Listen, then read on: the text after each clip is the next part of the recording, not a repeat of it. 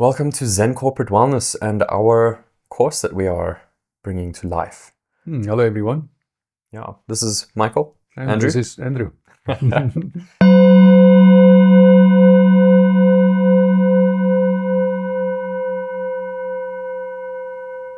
We're going to start off with a little bit of a mission statement as to what is Zen Corporate Wellness and who we are and why we are bringing this to life. So Zen Corporate Wellness is, as the name suggests, a corporate wellness company that is meant to bring heart-centered living and business into this world, not only in the business side of things, but also in individuals' lives that at the smallest level of any company, heart-centered living can develop. And through that, the company itself becomes a much more aligned and centered and prosperous and healthy environment to work with and for.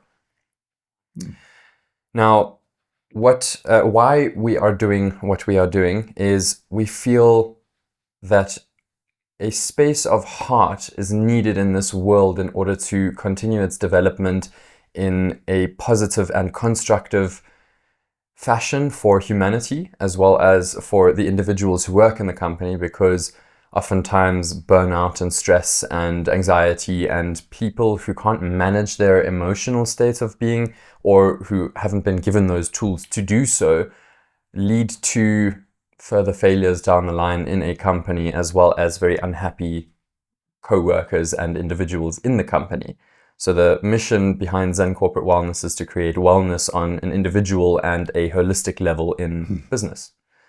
Now, how we are going to do that, we will discuss a little bit further down the line in this introduction, and what we will be doing as well will also follow as well. But before we jump into that, we are going to have a short little discussion on what the purpose of life is. Let's answer the big questions first and figure out what the soul's mission is here. And in order to do that, we're going to have a little bit of a back and forth about what this means to us as individuals, and then we will take it further and discuss that on a business level. So, Michael, what is your perspective on the purpose or the meaning of life, and what are our soul's missions here? Loaded question. Yes. Throw you in the deep end. Yes. If I look at the model of life, I have noticed that certain programs lead to coherence, which slows down entropy. And a program can be any model that is running. And I mean, we can apply this in business as well, but we'll get to that. But for now, I've noticed that models lead to either more entropy or less entropy. So it either speeds entropy up, which is leading to destruction and chaos, entropy and atrophy, which it wanes away and it starts to go into destruction. It goes into chaos and then destruction. And if we can look at the model that the world is running on at the moment, is obviously a model that doesn't lead to slowing down entropy, but it's actually speeding up entropy, which is showing us as consciousness very clearly that we need to change models.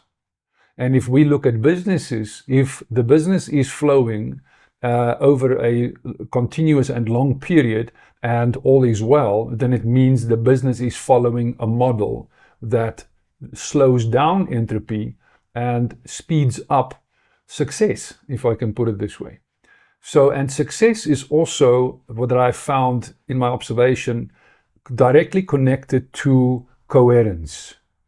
So particles must come together and work as one system of coherence.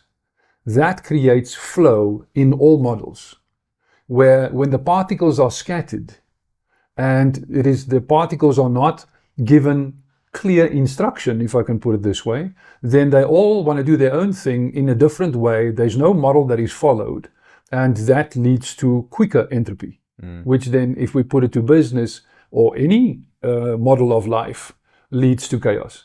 And so if we look at That's a kind of a simple answer, but there's obviously a lot more. And I feel ultimately, to keep it scientific, that is the simplest answer that I can get to. We can make it a little bit more esoteric and say that the meaning of life is to remember who you truly are, but that in the remembrance of who you are, you will find that there is an internal guidance system that follows. So if we can start to connect to this internal guidance system, and that's why our model is to make it more heart-based, because we need to start listening to our hearts. Not the heart of desire, as they even speak about it in the Bible, that even your heart can lead you astray, but that actually means the heart of desire. Where what we're talking about, heart-based, is more compassion, kindness, truth. That would be more heart-based modalities. And those modalities I found by observing and also applying in my own way, the heart-based modalities lead to coherence, which leads to slowing down entropy, which leads to the whole destruction and confusion and chaos situation in my life has slowed down or stopped in many ways, where my relationships, the way, and all relationships with life, with my wife and with my friends and with clients and co-workers, and everything comes into coherence, and there is more flow because there is less resistance in me. I have found that this that I speak now about, the less resistance, is that, this is Buddha's teachings more than 2,600 years ago, that first accept reality as it is before you try and change anything. It's fine that we change things, and it's because that's what reality is all about, is change. It's all about change. But if we do it from an energy of non-acceptance, it is an energy of resistance, which takes us out of our heart-based consciousness and puts us into the lower chakra system, which is a system of more resistance, which is a system of lack and fear and war. And we see, of course, that is why the world is in the state that it is, because we are still in the lower chakra system, where it is a system of resistance, war, and separateness and enemy. Where now, if we come into heart-based coherence, it is more of a system of flow and compassion and allies. So we're forming allies with our own reality, because we come into a state of being allies with our own self.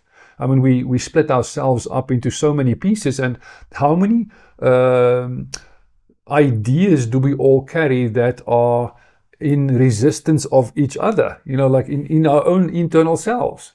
And to bring ourselves into a space of more coherence, of course, that as within, so without, the reflection in our external world has to follow, because of the law of as within, so without. I think it's the law of correspondence. But point being, this is what we focus on with all of the work that we are doing, is helping the individual to come into a space of more coherence, which then automatically starts to flow into the business. And then by everybody following the same model of coherence, the whole business gets into more coherence, which brings more flow, and the business can only lead to more success. I like that. That basically sums up my view on what our purpose in life is, and that's self-mastery. And the definition of self-mastery for me is being able to, with intention, guide every aspect of your life, internal, and that ripples out then into the external. Because obviously we can't control everything outside, but the only thing we can control is us. Yes, I love that. And the key word that you said there is intention. So by realizing as the individual in the system of business, if that individual's intention is the same as the intention of the individuals around that one, then that is what coherence is. So we bring that structure of first realizing that we need to bring everybody into the same intention. And if everyone is following the same intention, then there must be flow, there must be coherence. And most people are not even aware of the fact that this whole reality runs on intention. So to bring that awareness into individuals and into business is, of course, of utmost importance. Dr. Andrew Huberman was saying something incredible as well, that past a certain age, you actually need to bring intention into learning. because that's the only way the brain can actually change as best as it can. And by applying intention into your daily lifestyle, it actually becomes possible to completely shift the way we engage with not only ourselves, but with life itself. And that opens the door to be able to shift into out of spaces of disharmony and depressions and anxieties and burnout states into a state of empowered presence, as well as joy and peace and love. Yes, beautiful. Yeah, and the heart-based system that we're speaking of now, this is what I feel that we are here to share with everyone, is to help everyone realize that there are two different operating systems that we are operating on.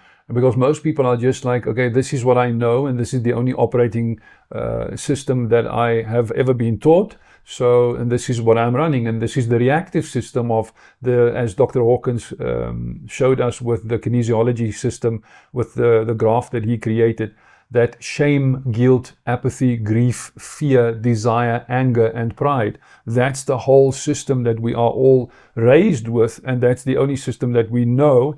And if we are run by the system, because that's the system that runs us, there's another system that can assist us with a more heart-based coherence flow, and to introduce that system into business is the reason for the existence of Zen Corporate Wellness, to help people to come into a system of alliances, and not just alliances, but there's a different word that I'm looking for here, allies. So because even the individuals in the business itself, you will find that there will be individuals that are either in competition or that are not working together. So and this is of course just because of the operating system that most individuals run on. So if we can introduce this new operating system, which is the heart-based operating system, then the individuals inside the business will work all as a team. And this flow as a team is then the success of the business. And that leads beautifully into the next little bit that we'll be talking about, which is discovering the true self. And I find it a beautiful lead on, because it develops on the topic that we've had a couple of discussions on already, of the idea and the concept that discovering the true self is the idea of, or not the idea, it is the losing of the notion that we have lost our true self and that we've lost our true value. And so let's build a little bit more on discovering the true self, or discovering what it means to be in alignment with oneself, and the differentiating factors between the true self and the false self, and how we can just get an idea of the topics we're going to be building on, and guide the narrative a little bit down the path of that. Cool, wonderful. Yeah, so we all come in as the true self when we still remember who we are.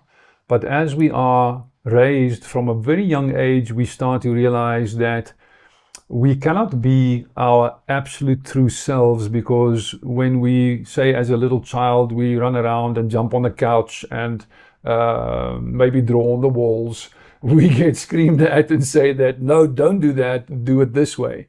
So very soon we get domesticated with the idea that being my own free true self is not safe in this world. And that one starts to hide, and then that one starts to now observe, okay, how do I need to act to stay safe?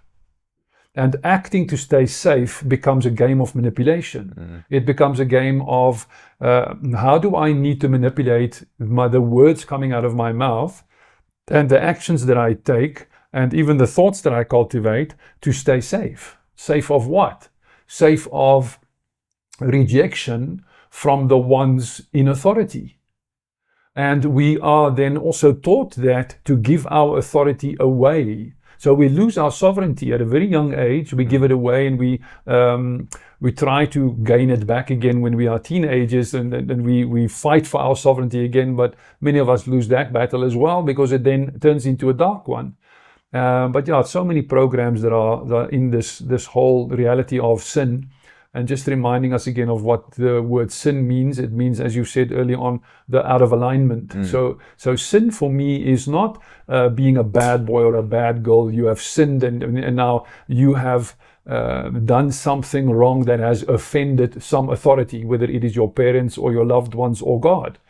But sin just simply means that you have now gone out of alignment with your true self. You are now identifying with the character that you have created. So being in our ego selves is being obviously out of alignment with our true selves, and this ego system that we have all adopted and that we have been domesticated with and then adopted these identities, this is the system of suffering. The attachment to the character that I think I am creates a lot more attachments as well, because the core of the operating system says that I have lost my value, like you've also earlier said. Like I have lost my value, and my value can be found through other people accepting me, and my value can be lost through other people rejecting me. So that then becomes a game of manipulation to play it in such a way where it becomes a game of superiority and inferiority. When I feel inferior, I need to do something and manipulate the situation, even if it's in my head, to gain back my superiority. But every situation that I'm in and every person that I'm in a relationship with on the false system is a game of superiority and inferiority. And if we see in business as well, most businesses run on that superiority, inferiority system as well, because that's just the old system. But the world is waking up, and the new system is now more readily available, and we can stop speaking in parables, because the souls that are wanting to wake up can receive this information directly. I think that's a very nice summary of the way of approaching the true self or the ego, the true self and the false self, or the soul self and the ego self. And to build on that a little bit, let's define, for our viewers, the difference between consciousness and awareness, so that we can just get those different little operating systems that are going on inside of us. And then we're going to dive into how to cultivate quality of awareness and or quality of state of being, because at the end of the day, what place we internally exist in is our state of being, or our state of consciousness and awareness.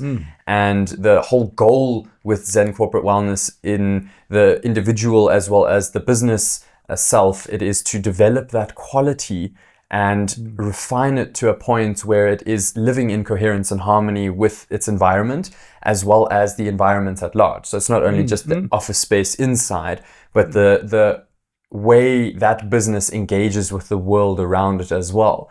Because as you were saying as well, if you are operating out of a space of the ego self, let's call it that, and you are doing that as a business entity, you are creating more chaos and more entropy and that kind of thing around that business as well, and it's based on the internals as well. So that just ripples out exponentially. So let's dive into a little bit of first the consciousness and awareness, and then how we are going to start developing that, and then we'll go a bit more into the hows a little bit later. Sure, beautiful. Okay, so let's look at now the foundation that Zen Corporate Wellness will teach. And this is because of the foundation of what runs this reality. And listen to these words carefully. It is actually, I'm going to say the exact quote as Eckhart Tolle says it, because this is where I heard it the first time and then started to apply it myself, and then dove very deeply into it and have discovered many things about my reality, my own personal reality, because of this. And of course, all other modalities that I have found after that, everything goes back to this foundation, because I believe that this is the foundation of reality. So I'm going to use a few quotes out of the Bible as well on this one, because most of us have come across this either in movies or in Bible school or wherever we've been. But it's very simple, and it is the as within, so without. I'm first going to say that. I'll come back to Eckhart Tolle's quote now. But as within, so without. Ask and it is given, and what you sow, you shall reap.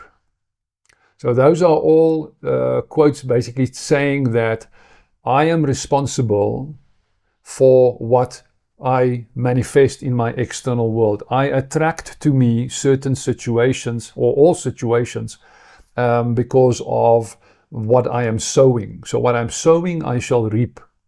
So now Eckhart Tolle explains this in the model of reality is very simple. He asks the question, if it is the quality of my consciousness in this moment, and we'll unpack that. So just first listen to the quote and then I'll unpack it. If it is the quality of my consciousness in this moment that determines the quality of my future, in other words, what I'm sowing, I'm reaping. If it is the quality of my consciousness in this moment that determines the quality of my future, what is it that determines the quality of my consciousness? And the answer to that is my degree of presence. So presence is when my thoughts, my energy field, all particles of me, of my consciousness, come into coherence. When everything comes into a silence, into the center of my being, that I can observe all processes taking place inside me. Now, I'm not talking about specifically now bodily processes. That comes further along the path when we expand our consciousness, that we can even look into our cellular structure. But I'm talking specifically just now, we start with, now let's explain a little bit about what is consciousness and who is this presence? Like, what is presence? Because that is actually my awareness. So let's unpack this quickly. Let's explain what I mean by quality of consciousness. Okay, and what Eckhart Tolle means by quality of consciousness. The quality of what I am currently holding as a general concept about a certain situation. Meaning that the story that I've got in my head about the way that this person just spoke to me is making me angry. Now my quality of consciousness will be in anger. So it will be a quality of consciousness that will take me into a contraction and a density. And my quality of consciousness is now a little bit denser and lower because I am working with anger. I can take that even lower if I go into this person is now guilty of something, or I am guilty of something. And now I feel shame. So that really contracts my quality of consciousness. So my quality of consciousness is now heavy and low and dense, and the thoughts in my mind will be in resistance of what is busy happening. So my quality of consciousness will also be in resistance instead of acceptance, which creates more expansion and more a cleaner perspective about what is happening. So the higher our vibrational frequency is, the more expanded our consciousness is, the more expanded our consciousness field is, the more we can perceive. The more we can perceive with clarity and truth. Where when we are in the dense, lower qualities of consciousness, then our perspectives are shrunken and distorted. So as we can cultivate presence, we use that presence from a state of awareness. In other words, am I aware of what is busy happening inside me? So that awareness can then manage the quality of consciousness by choosing what thoughts I make my truth. And if I choose what thoughts I make my truth, I can discard the lower ones and start choosing consciously to put focus on the higher thoughts. And because all of it is available to us, but we don't even know this. We don't know, we're not given how to access the whole scope. We are just here capped at the bottom here. So as we go through an awakening, as our awareness starts to go in, like, wait, there's a lot more going on here. How do I access my higher states of consciousness? This starts getting to, it starts to get it becomes a very exciting process where we realize there is so much more available to us in this higher states of consciousness. And it is not done by any external means. It is when we practice meditation and when we practice awareness, like self-awareness and investigation with curiosity. Listen to this, investigation, self-investigation with curiosity. That word curiosity has opened up so much for me, because if I look at anything and I see, okay, there's a density here. What is this emotion? Oh, it's sadness. Okay, why is the sadness here? Because of this way of thinking. Oh, okay, I see. But is there another way I can frame this that removes this feeling, that gives me a more heart-based perspective, that brings me into a higher, more expanded state of consciousness? Yes, there is. And this is what we teach. This is what we as Zen Corporate Wellness teach. We teach people how to access more expanded states of consciousness that takes us into a much more of a flow state instead of this effort. Everything is so much effort when we're at the bottom here. It's like effort to get up in the morning. It's effort to do my work. It's like I can't wait for that escape on Friday, or I can't wait for that escape when I get home. And this escape can be so many things, So not to go into that now, but when we can live in a constant flow state, everything excites us. Everything is just in such an exciting state all of the time, or it's such an exciting experience. So this is what the managing our quality of consciousness can give us. If we can access that presence and cultivate that presence so it becomes a field of pure awareness that we then use to manage our quality of consciousness, because if we can manage our quality of consciousness, this determines what we will experience in our future. That is a beautiful explanation, and I think the way you've phrased it as well is quite clear and direct, with the differentiating factors between consciousness and awareness, and how we can go about creating quality of consciousness, and that is by connecting even more deeply to the awareness that is intrinsically inside of us. And that leads us very nicely into the hows of the next little section, where we are going to talk a little bit about the modalities of how we are going to create those bits of awareness, or create the connection to the awareness that is there. Because the awareness is always there. You can never be unaware of what is going on. It's just how connected to the awareness that lives within inside of you are. And to be a lot more intentional with your life, you do need a certain measure of awareness, because without the awareness, somebody drives past you, what color car did they drive? If you don't know, or if you didn't have the awareness that took note of that, then you won't be able to say, yes, it's a blue car, or that emotion passed me by. It's just something that happens and it's just there in the dark that nobody can tell you about, or that you can't do anything about. And so developing this awareness is the direct link to being able to shape your reality and to actually take responsibility for it. And so the next little steps that we are going to be running through now is different modalities. And I think it's very fitting that the first modality or two that we speak about in this, and I think you'll agree with me, we'll see, is developing responsibility and discipline. Because without developing responsibility, taking responsibility for your internal state of being, you cannot change it, because you're existing in blame, or externalizing the responsibility and giving your power away and saying, no, it's their fault. And by that statement, you can't actually do anything about it, because somebody else you've lost your sovereignty now, and you've become a victim of the situation. And as a victim, you first need a savior before you can be freed. Precisely. So and that savior is many times some escape mechanism. Or we externalize that savior instead of internalizing that savior. And you know what the internal savior's name is? Responsibility and discipline.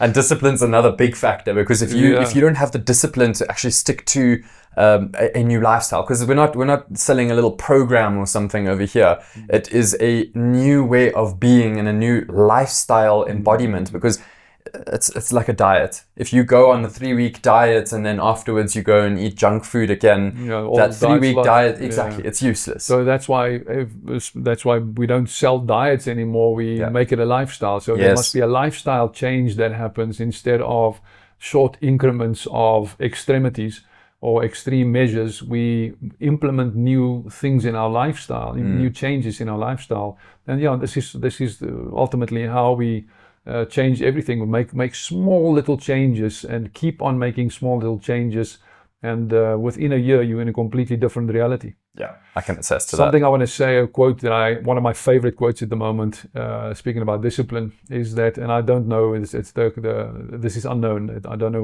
who the person is that said this, but I resonate with it very strongly.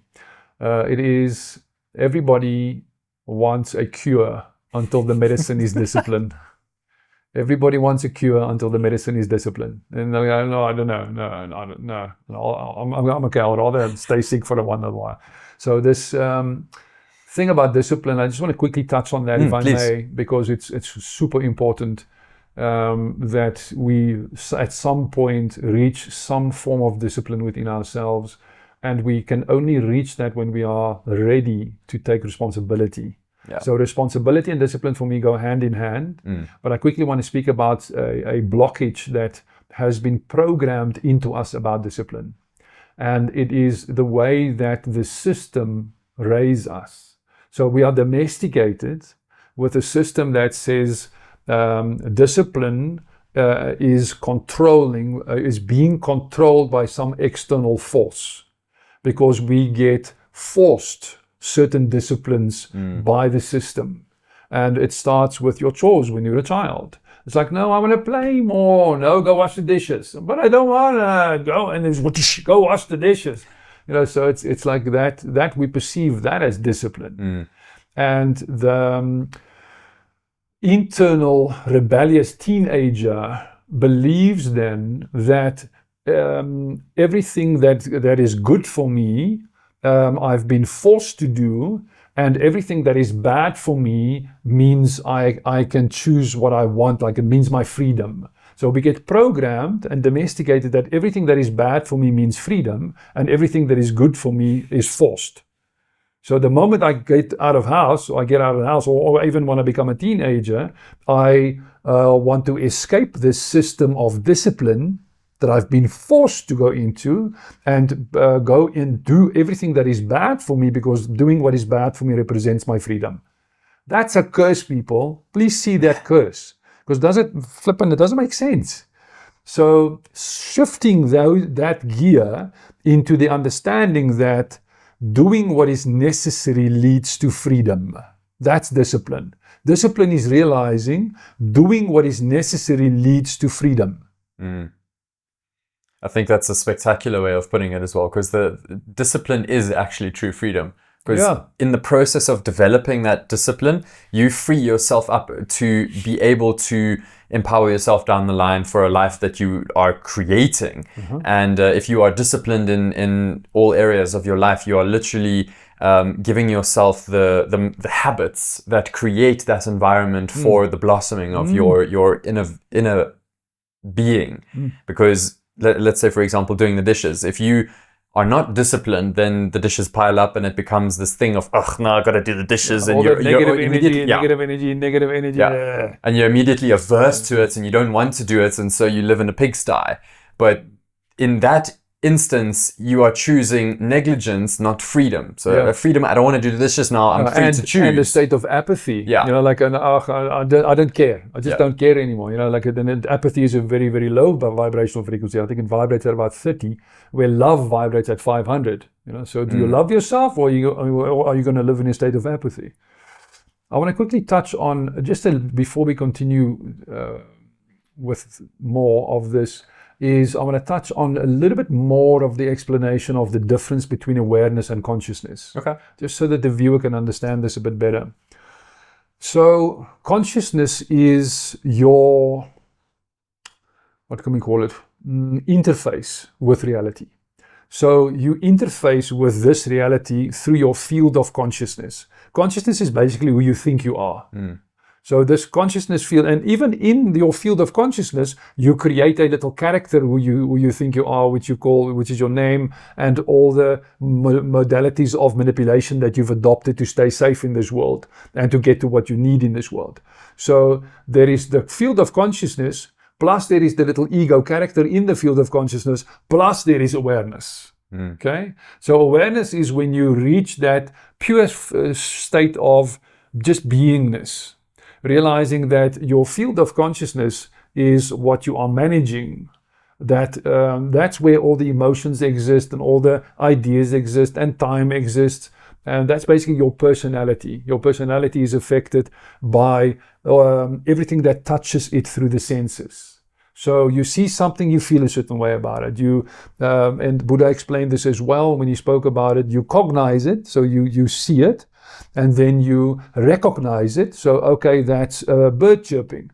And then there is, after the recognition, there is the craving and aversion system that kicks in, which says that only one of three options with everything that comes in through the senses. I like it, I want more of it, I'm neutral about it, or I don't like it, push it away. So that is an automated system in the program of consciousness, and we are all run by that, where awareness can override that. Awareness can say, okay, there's this instinctive aversion to the sound of a hadida. for the South Africans that know what I'm talking about. And the aversion for that would then take me into a complaint, which is then a rejection of what is, that will immediately lower my frequency. It will take me into an aversion, which lowers my frequency, and a craving for the hadida to stop, which is basically the same. So that automated system is becoming aware of the system of craving and aversion is freedom. That is liberation. So, and that is also the state of equanimity. So if you can reach the state of equanimity, which means that I am not attached to this experience, I'm not attached to my consciousness that is now in either aversion or craving for what is busy happening, or neutral about it, because those are the three instinctive states, that if I can be the field of awareness, then as this awareness, I have the power to override any program that is written. But it is very difficult when I think I am only the consciousness. In other words, I am angry about the hadida, I am complaining about the hadida, and I should stop complaining. No, you just exit the complainer. So the complainer is still there, but you as awareness, you're chuckling like, it's okay, dude. You don't have to worry about the hadida. All is well. Let him do what he does. It's the reality. So it's like kind of like you, as you enter the field of awareness after awakening, you can start to manage your consciousness field as if it is your child, and as the awareness, you are the parent. I think that's a beautiful analogy for the actual growing into oneself that everyone has to go through at some point in their life, or not, but yeah, that's a choice. The process of parenting yourself, or let's call it parenting, or teaching yourself, is the process of developing that consciousness a little bit further as well, because there you can basically soothe the emotions that need to be soothed, and hear what needs to be said, and give comfort where needed, and encourage where needed as well. And that whole process of learning to manage the self and take note of all the different little cravings and aversions that go on inside there is the process of actually becoming a responsible user of your consciousness in a certain sense. Beautiful. Responsible user, I like that. Instead of being used, I can now use the system instead of being used by the system, which is the awakening process, because there is a system. Like ego exists. And we don't have to kill the ego or discard it, or like in religion we've demonized it. We simply need to realize that we become the master of the ego instead of the ego being my master.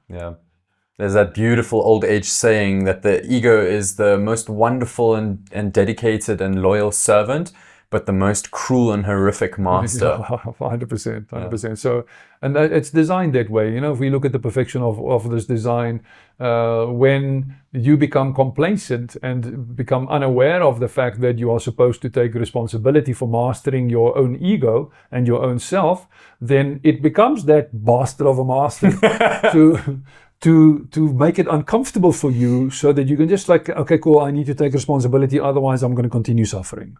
And this is the key here. Without the willingness to take responsibility, your suffering is guaranteed. Literally. And I think now is the opportune time to step into one of the modalities that we use, and this is something we're both very passionate about, and that is subconscious reprogramming. So the whole narrative that goes between the awareness and the ego of, okay, let's soothe this, or let's change this, or that doesn't serve, or like, chill, man. That whole thing over there is a form of subconscious reprogramming, because we are literally speaking to an aspect of our subconscious. So whatever we speak to our consciousness with becomes something that it writes into the subconscious, and it stores for later of, okay, cool, that taxi cut me off. Got angry here, and then all of a sudden it's like, okay, cool, let's store anger for later. Taxi cuts you off again, and you get angry again, and you just relive that whole cycle until the awareness says to it, okay, cool, this doesn't serve us. Let go of your anger, chill. Like it doesn't matter. And in that, remember probably a well-known quote, but it is, whatever angers you controls you. Yes. So, and it is exactly what we just spoke about, is that coming out of the control of the system of shame, guilt, apathy, grief, fear, desire, anger, and pride, because that is the system that controls you, where you must control that system. So building on that, that is literally one of the main centering themes that we are going to be working with, is the subconscious reprogramming and different modalities of creating and developing more awareness, as well as engaging with the ego narrative or the consciousness narrative and rewriting or restructuring that in order to be more in alignment with a balanced and aligned version of self. And so let's dive a little bit into a couple of the modalities, like meditations or some exercises that we will be covering in this course, in order to just uncover a little bit and give a taster for our audience as to what specifically we're going to be working with and on. Sure. I would then, obviously, because meditation is my most powerful tool in my toolbox, I'll speak a little bit about that, and that is also what I'm going to focus on in Zen Corporate Wellness, bringing meditation to the client. And of course, again, we go back to bringing your own internal self into a state of coherence. And just to give you a quick metaphor on coherence and incoherence. If you look at a light bulb, all the light particles are in a state of incoherence. Because the moment you switch a light bulb on, the light goes into all directions. It just scatters. It goes, and the lights go into all directions, where when you look at a laser beam, all the light particles are in coherence and all going in the exact same direction. So so if you want your focus to become like a laser beam, that's why they say it like that, laser beam focus, instead of the light bulb that just lights up the whole room but doesn't know what the hell's going on or where it's going or why it's going. So the meditation assists with this process, where your thought processes and your actions and your words and everything, your physical, mental, emotional and spiritual bodies all come into a state of coherence, where everybody is going in the same direction for the same intention, and life just becomes flow. So that is entering flow state, and meditation, as I say, is personally my most powerful tool. What I do in meditation, to how I use that tool, is with realizing who I am. And the process that I teach is, when we sit in meditation for however long, when we're beginners, we start with 5 minutes a day. And five minutes in the morning, and maybe even if you like to experiment with it, 5 minutes in the evening. And what I usually say to people is, go sit and put an alarm on with no other distractions. Dim the lights if you want. It's also helpful to have less light as a distraction, but if there's light, there is light, doesn't matter. But for 5 minutes, when you set that alarm, you say to yourself, my intention is, for the next 5 minutes, I will not move. That for me is always the best and most powerful way to start anybody with meditation. Then you don't worry about anything else, or about the thoughts that will come up in the mind. Your focus is now in just, I'm going to sit now and I'm going to say, for the next 5 minutes, I will not move. And then you feel how it feels. Oh my God, now my ear's itching. But I did say I'm not going to move. But it's okay, I'm going to scratch. No, you're not. Like you don't move, you don't scratch, you don't shift. If it itches, it itches. Which then now we can now observe. Now we come into the awareness. We add the awareness as we're practicing this now. Then we observe, okay, there's the place, the ear is itching. And then there is a little character that believes that this is my ear. And the one that says this is my ear wants to scratch it. But there is awareness of the ear itching, and there is awareness of the character that wants to scratch it. And there is awareness of the character that has the strong craving to actually, oh my God, I've got to scratch it, itching. Or there's the aversion for, oh my God, it's itching, I've got to scratch it. Oh, I don't like this, I don't want this, I don't want. So there's the awareness of that, whatever the process is. And that awareness, remember, is what we are practicing to enter. We are exiting the character. We are exiting the identification with the character thinking. We are exiting the identification with the character feeling. We are becoming the awareness of the processes. And this is where the power enters us. This is where we become most powerful. As we can enter that observation state with curiosity that says, there's a character that is thinking that says that my ear is itching. But I am the awareness of that character. I'm not the character.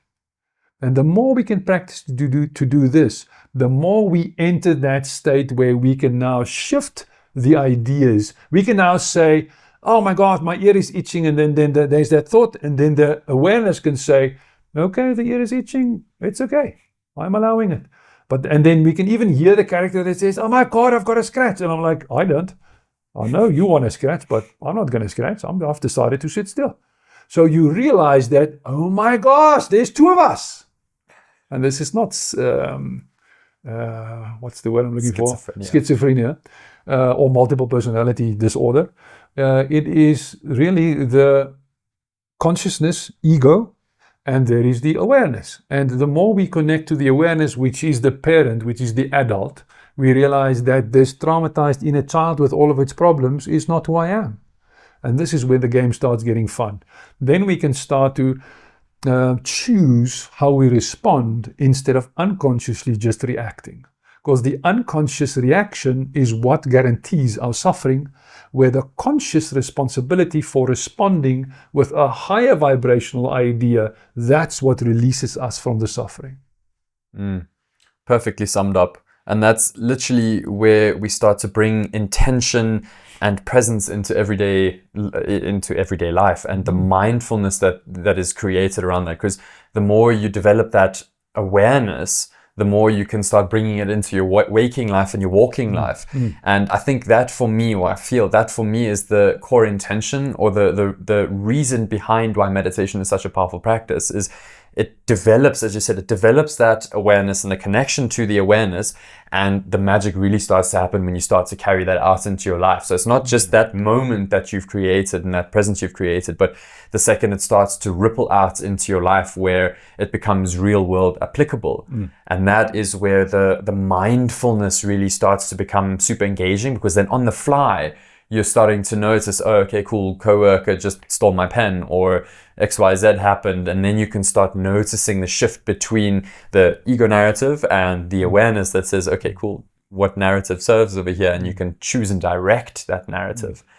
And that really starts to lead. And I actually, in my notes here, wrote down while I was prepping this, find and create your place in this life. And then I scratched out find, and I was like, own your place. Oh, wow. And that brings us back to the responsibility and discipline, because when you start taking responsibility for what you create in life, you actually start to own your place in life.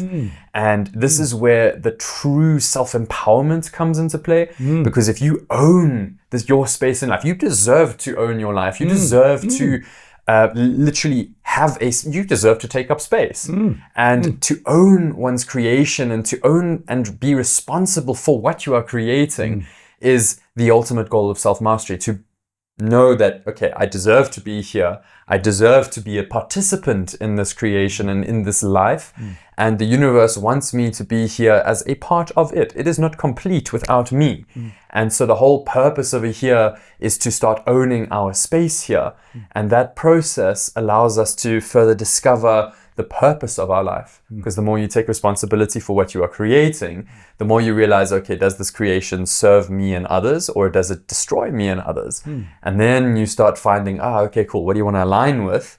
Okay, I want to align with this. And then you start fulfilling your purpose using the ego narrative and awareness dialogue that is created through this process in order to empower and own your place in life itself.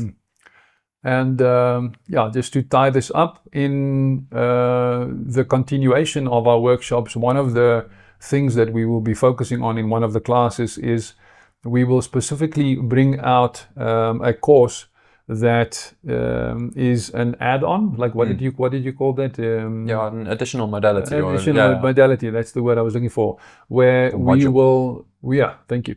Where we will focus specifically on teaching you the actual difference between the ego operating system and your sovereign operating system. We will give you very clear indication of what type of and quality of thoughts come from the ego, and what type and quality of thoughts come from your own internal true self. So we'll give very clear explanation of the difference between the two, and you will be able to then feel it in yourself as well. We'll teach you how to sense it for yourself, because when it comes from the ego nature, it is false. And whenever it is false, it will take you into uncomfortability, it will take you into contraction, it will take you into distortion. And then, of course, when it comes from the true self, because these are the two data streams that feed your consciousness, either it comes from your truth or it comes from your imaginary self. And then, of course, if you do choose to follow your true self, if this is your choice, again, here it is a free will choice, but if you are going to follow our modalities, we will lead you to your true self. And if you do choose to follow your true self, then we will teach you, of course, the actual application, like step-for-step application of when you notice that the false has now come in, how to let go of the false and how to come back into alignment with your true self, which will bring coherence and flow state back into your life. Awesome. Thank you very much. Very well wrapped up.